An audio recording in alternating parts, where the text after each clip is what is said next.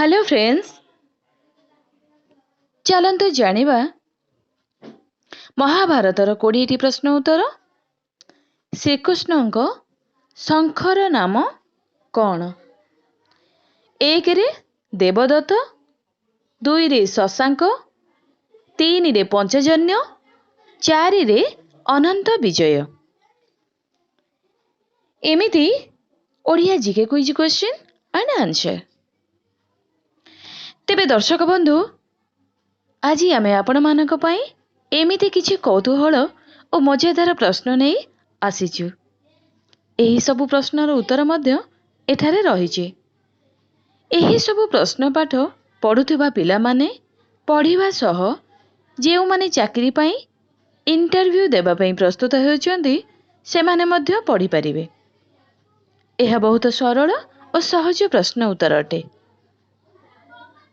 ଅନେକ ସମୟରେ ଆମକୁ ଏମିତି କିଛି ପ୍ରଶ୍ନ ପଚରାଯାଇଥାଏ ଯାହାକୁ ଆମେ ଜାଣି ମଧ୍ୟ ସଠିକ୍ ଉତ୍ତର ଦେଇପାରିନଥାଉ।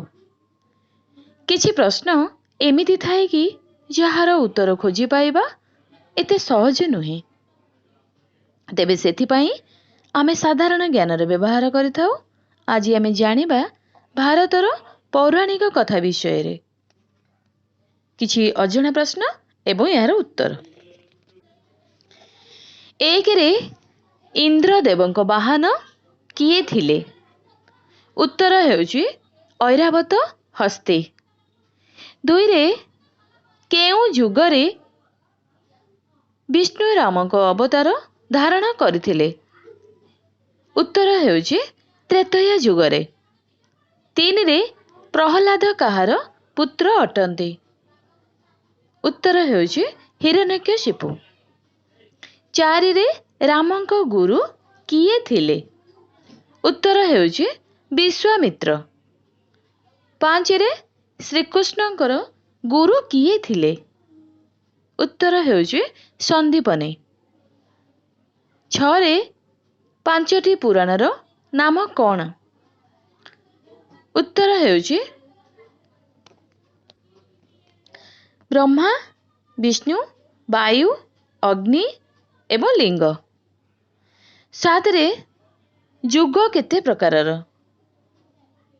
ଉତ୍ତର ହେଉଛି 4 ପ୍ରକାରର। 8ରେ ହିନ୍ଦୁ ପୁରାଣ ଅନୁସାରେ କେଉଁ ମହିଳା ପ୍ରଥମେ ମୃତ୍ୟୁବରଣ କରିଥିଲେ? ଉତ୍ତର ହେଉଛି ଜାମି। 9ରେ ମହାଭାରତ କିଏ ରଚନା କରିଥିଲେ? ଉତ୍ତର ହେଉଛି ବେଦବ୍ୟାସ। 10ରେ ବେଦବ୍ୟାସ କହିବାରୁ କିଏ ମହାଭାରତ ଲେଖିଥିଲେ? ଉତ୍ତର ହେଉଛି ଶ୍ରୀ ଗଣେଶ। 11ରେ ମହାଭାରତରେ କେତୋଟି ପର୍ବ ଅଛି? ଉତ୍ତର ହେଉଛି 18ଟି। 12ରେ କର୍ଣ୍ଣଙ୍କର ପୁଅ କିଏ ଥିଲେ? ଉତ୍ତର ହେଉଛି ବୃଷକେତୁ। 13ରେ ଘଟୋତ୍କଚର ପିତା ଓ ମାତାଙ୍କ ନାମ କ'ଣ ଥିଲା?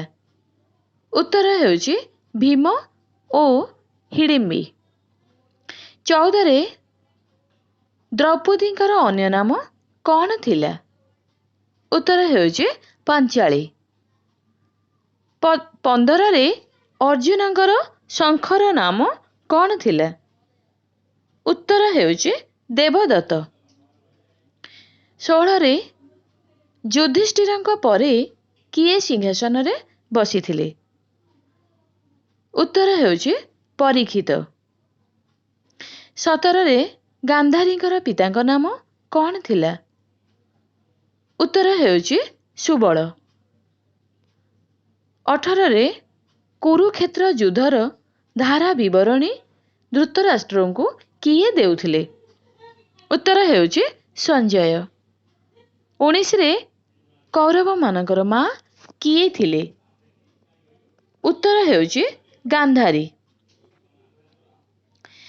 20ରେ ଭୀଷ୍ମଙ୍କର ପ୍ରକୃତ ନାମ କ'ଣ?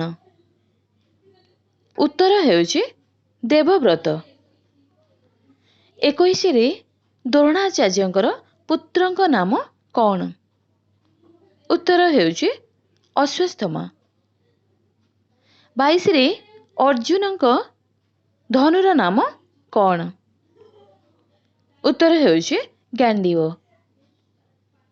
23ରେ ଅରୁଣଙ୍କୁ ଗାଣ୍ଡୀବ ଧନୁ କିଏ ଉପହାରରେ ଦେଇଥିଲେ? ଉତ୍ତର ଦେଉଛି ଅଗ୍ନିଦେବ। 24ରେ ଶ୍ରୀକୃଷ୍ଣଙ୍କର ଶଙ୍ଖର ନାମ କ'ଣ ଥିଲା? ଉତ୍ତର ହେଉଛି ପଞ୍ଚଜନ୍ୟ।